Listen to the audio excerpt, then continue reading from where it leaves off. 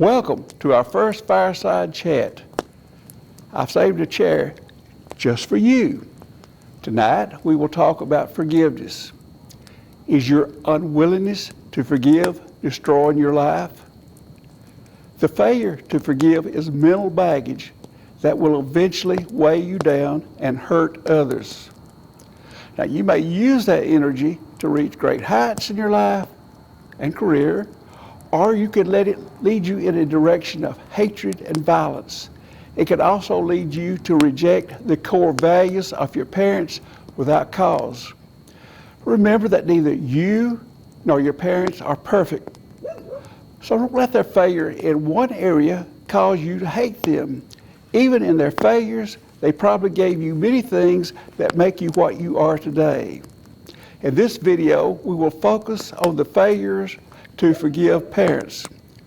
We will look at the necessity to forgive them from three perspectives: a personal story, an Old Testament example of forgiveness, and then what Jesus personally said and later commanded through his apostles about forgiveness.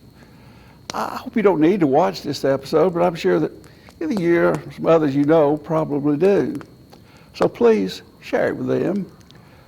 But if you have an anger problem or relationship problems, just keep watching. In my lifetime, I have seen co-workers and others who have struggled with this problem, even while maintaining that they didn't have a problem, myself included. In fact, people who have been abused or have lived through similar scenarios tend to marry the same type of person and continue the pattern with no way out. Some counselors might say that to truly forgive, you need to have some empathy with the one who has hurt you. According to one popular lecture, all this forgiveness and healing seems to be related to some spiritual force, but he does not mention the Bible or God. In my opinion, this line of therapy seems to put you in control. Some televangelists will misapply biblical scripture to show that it's all about you and what you can gain. Hence, they would say, just let it go so that you reach new heights and achieve greater goals. I would describe that approach as being a narcissist masquerading as a Christian. In my opinion, this line of therapy seems to put your expected benefits in control. However, these approaches may not be all that bad, but I would say that forgiveness is not about you. Let me go further and say, it's not about you, but rather it's about your relationship with God and how you can glorify him by doing the work that he has created you to do. In that, and in only that, can you truly find the fulfillment, the peace, and the joy that you crave. There is hope for those who are unable or unwilling to forgive. Let me start with a personal story to illustrate it. After that, we will talk about the life of Joseph from Genesis chapters 37 through 50, and then we will go to the New Testament looking at what Jesus and his apostles had to say. I grew up as an only child on a small Tennessee hillside farm in the 40s and 50s. Farming implements were mule-powered, with most of the cultivating being done by hand. For the first years of my life, we had no electricity. As long as I can remember, we went to church every time the doors were open.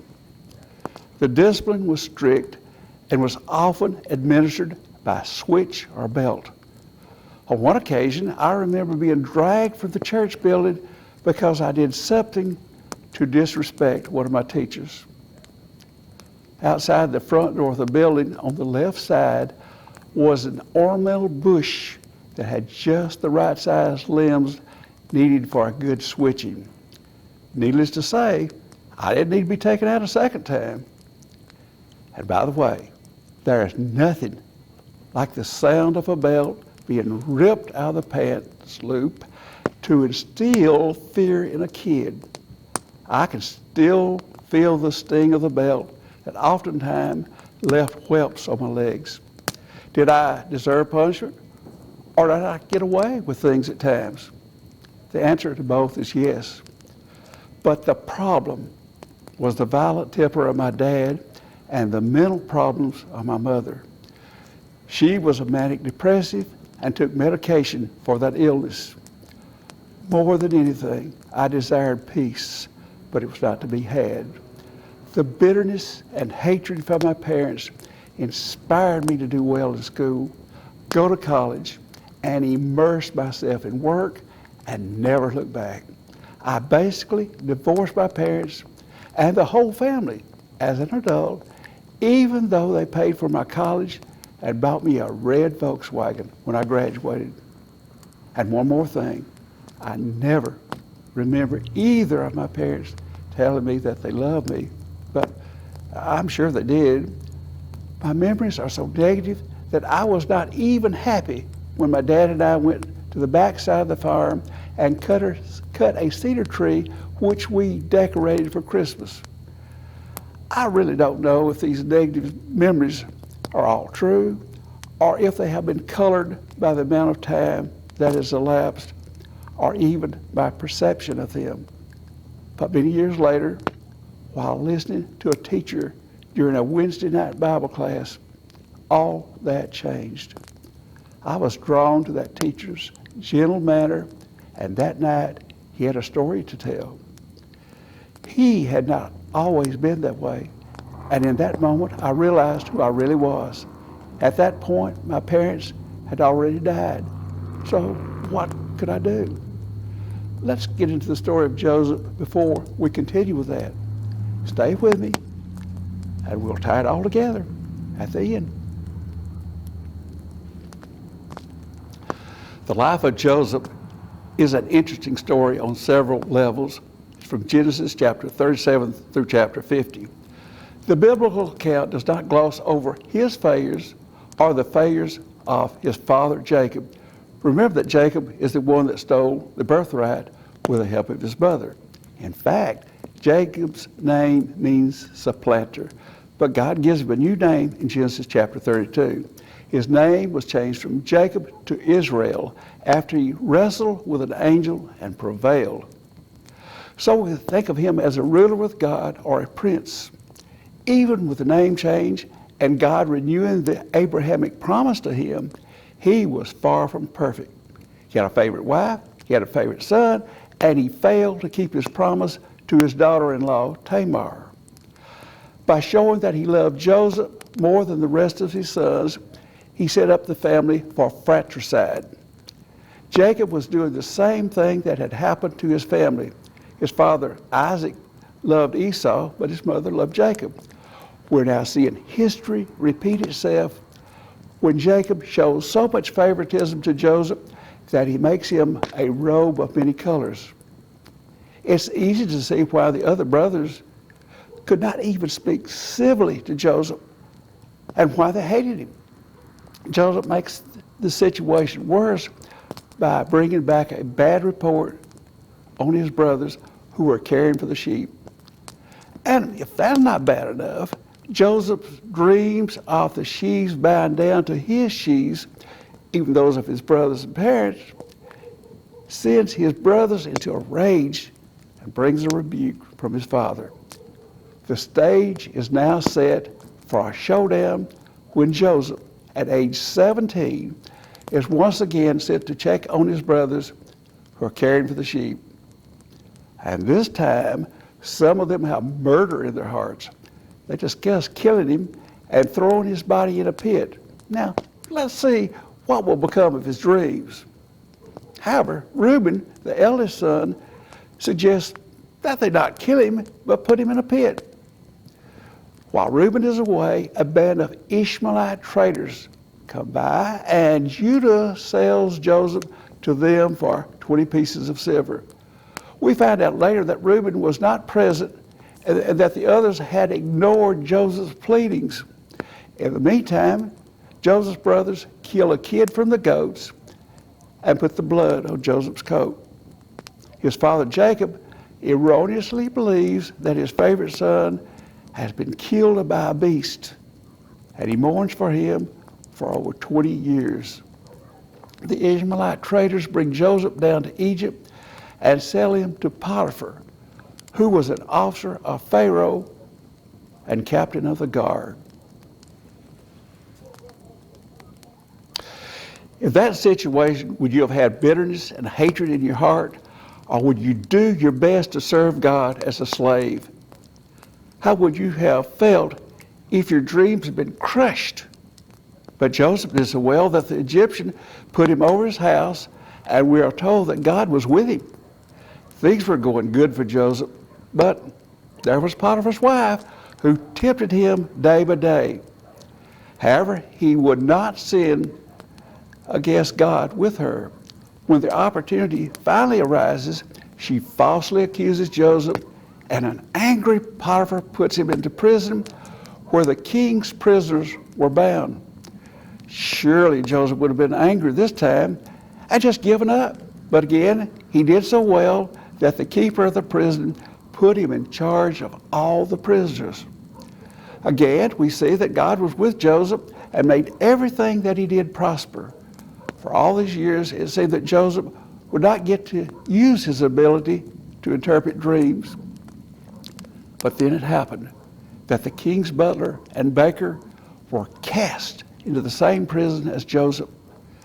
So the captain of the guard charged Joseph with them. The Bible says that Joseph observed them one morning. He then noticed that they were sad. This one act says much about Joseph's character. They were all prisoners, but Joseph, even as their servant, takes notice when he sees a change in their demeanor. These men, one a butler and the other baker, each had a dream, but they had no one to interpret it. Joseph tells him that interpretations bring to God. Again, notice that Joseph gives God the glory. The butler had a dream, and he took grapes from 3 branches and served the king the grapes in a cup. The baker had a dream that he had 3 baskets of bread on his head for the king, but birds ate the bread instead. Joseph interpreted the dream of the butler to mean that he would be restored to the king's service in 3 days. However, the baker's dream meant that he would be executed in 3 days. And it happened, just as Joseph has predicted. Joseph asked the butler to mention him to the king when he was restored, but that didn't happen. By this time, most of us would have been discouraged and ready to quit. But not Joseph. 2 full years lapse before Pharaoh has a dream that none of his magicians or wise men could interpret. At that moment, the butler remembers Joseph and tells the king about him. Joseph is summoned, and he hastily makes himself ready to go before the king. The king tells Joseph about the dream of 7 fat cows grazing in a meadow. Then 7 lean cows appear, but they are still lean even after eating the fat cows. Pharaoh awakens from that dream to dream about a stalk that had 7 full ears of grain. Then 7 stalks of grain appear that were thin and blighted by the east wind. They swallowed up the 7 full ears. Pharaoh is rightly troubled by these dreams, but Joseph again gives God the glory by saying that the interpretation is not in him, but God will give Pharaoh an answer of peace. Even in these difficult circumstances, Joseph did not forget the core values of faith that his parents had taught him. Joseph tells Pharaoh that both dreams are the same, and it is certain what will come to pass. There will be 7 years of plenty, followed by 7 years of famine. Joseph tells Pharaoh that during the years of plenty, he needs to take a 5th part of the grain and store it. Pharaoh is so impressed that he makes Joseph second in command.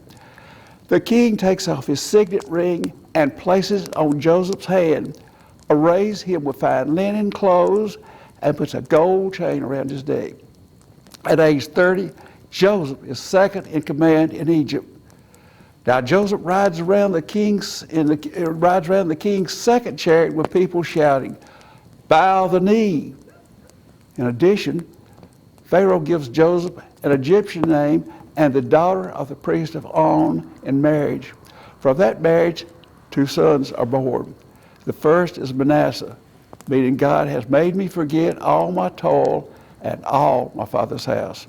And the second is Ephraim, meaning God has made me to be fruitful in the land of my affliction. Life is now good for Joseph.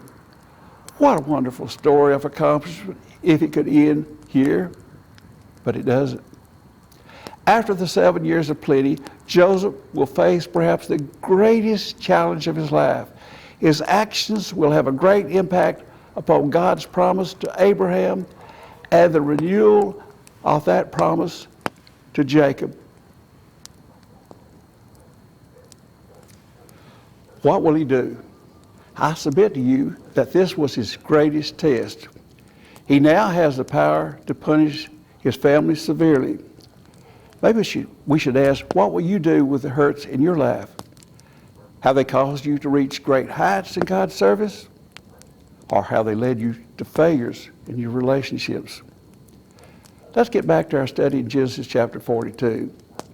Jacob is forced to send his sons to Egypt to buy food.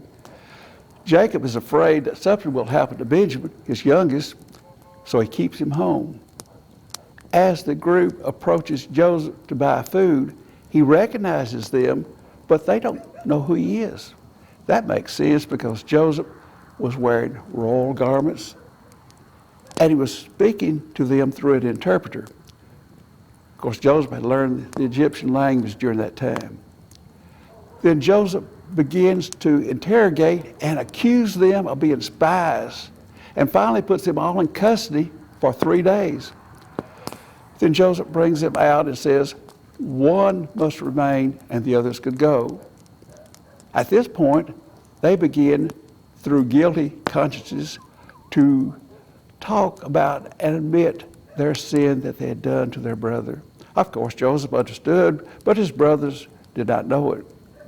Joseph must now turn away and compose himself, and he then binds Simeon before them. He gives grain to the others, but puts their money in the top of their sacks. Joseph also tells them that they will not see him again unless they bring back their youngest brother. Back in Canaan, with the grain gone, Jacob finally agrees that Benjamin, his youngest son, can go with him to Egypt to buy more food. However, Jacob sends double money along with a small present. They come before Joseph, who recognizes Benjamin and commands that they dine with him at noon. The brothers talk with the steward of Joseph's house, saying, or trying to explain what had happened with the money. The steward tells them, "Peace be to you, to fear not," that God had given them that treasure.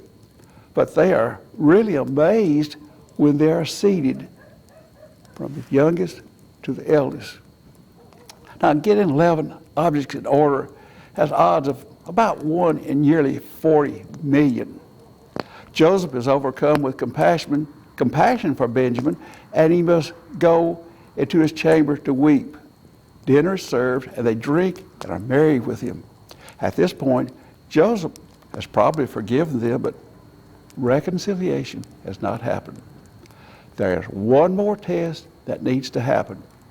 As before, all the money is placed in their sacks, and Joseph's silver cup was placed in Benjamin's sack.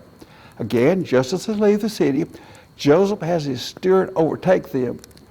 They deny the accusation of stealing and say that the one should die who has the silver cup, and the rest of them would become slaves. When they come back to Joseph's house, Joseph accuses them of stealing. Judah then says that God has found out their iniquity and said that they would be Pharaoh's servant. But let Benjamin go. Judah is now pleading that he alone should stay because he had promised himself to his father as surety for Benjamin. Judah tells Joseph that he would take responsibility and stay. Joseph has all the Egyptians leave, and he reveals himself to them in a very emotional scene of weeping and kissing him on the neck. The weeping was so loud that all the Egyptians heard it. Joseph then comforts his brothers by saying that it was God, not them, who sent him to Egypt. In the final scene in Genesis chapter 50, Joseph says, "Fear not, for am I in the place of God? But as for you, you meant evil against me, but God meant it for good." By Joseph's act of forgiveness and reconciliation, he resolved three problems. Family division and violence had threatened the seed's survival, Genesis chapter 37. Number two, unrighteousness and intermarriage with the nations had threatened the seed's purity, Genesis chapter 38. Number three, global famine endangered the entire covenant line. Joseph becomes God's instrument to reconcile a family, forgive and feed them, and then settle them in a place where they could multiply and become a great nation without external influence. All of this was necessary so that they could inherit the promised land just as God had promised to Abraham, and which happened some 400 years later.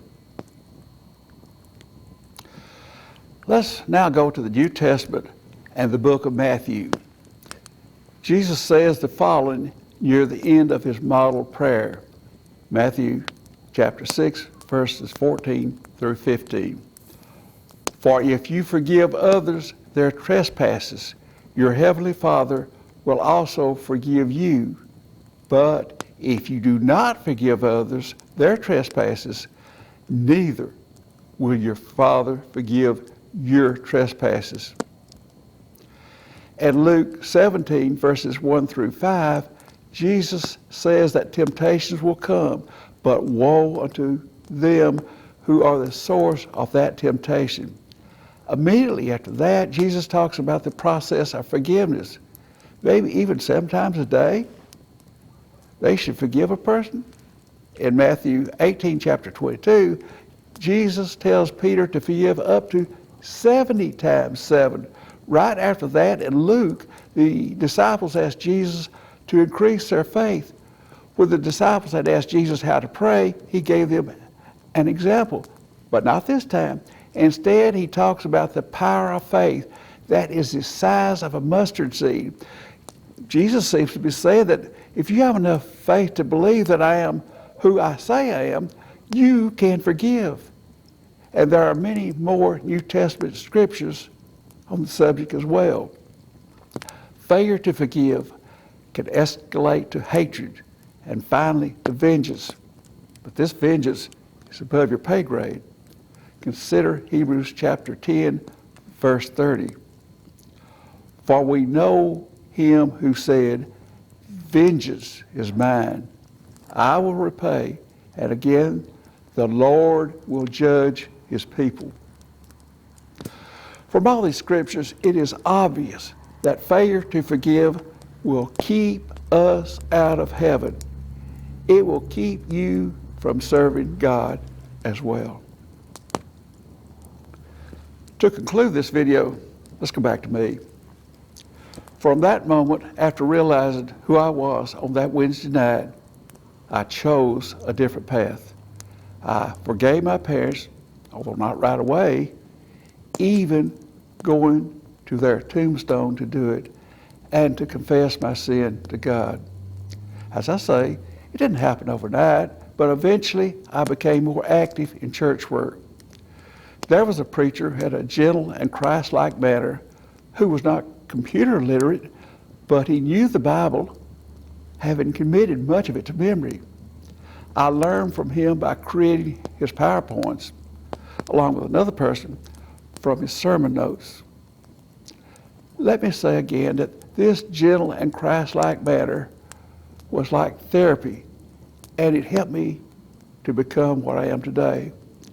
My goal was to work with him until I died. I was much older than he, and then have him preach my funeral. But sadly, on June the 25th, 2011, he suddenly died at the age of 55 in the prime of his preaching career. The next year, on June the 24th, my wife suddenly died too. Those two people were the most influential people in my life. The preacher's name was Mike Nix, and he was the minister of the Beltline Church of Christ in Decatur, Alabama. I want to close this video with a quote from one of his sermons. Turn pain into possibilities, problems into projects, obstacles into opportunities, stumbling blocks into stepping stones, tragedies into triumphs, and harvest fruit from frustration. You can be a victor in spite of your circumstances.